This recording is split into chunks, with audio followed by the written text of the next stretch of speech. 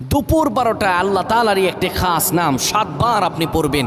পড়ে আল্লাহ তাআলার কাছে দোয়া করবেন। আপনার যত প্রয়োজন আছে, যত মনের আশা আকাঙ্ক্ষা আছে, আল্লাহ সকল কিছু কবুল করে নেবেন। যখন দুপুর 12টা বেজে যায় দোয়া কবুলের সময়, তখন আপনি সকল কাজগুলো তখন বন্ধ করে একটু যায় নামাজ বিছিয়ে পবিত্র হয়ে ঘরের একটা কোনায় কিংবা আশপাশে যদি মসজিদ থাকে মসজিদে চলে যান, ক্যাবলামুখী হয়ে বসে পড়েন। ক্যাবলামুখী হয়ে বসে সুন্দরভাবে প্রথমে 10 বার দুরূদ শরীফ পড়েন, 3 বার সূরা ইখলাস পড়েন, 2 বার সূরাতুল ফালাক, 1 বার সূরা নাস পড়েন।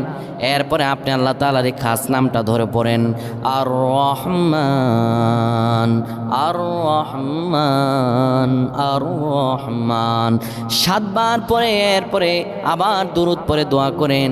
আল্লাহ তাআলার কাছে চাইতে দেরি হবে, কিন্তু আমার রব আল্লাহ আপনার দোয়া কবুল করতে দেরি করবেন না।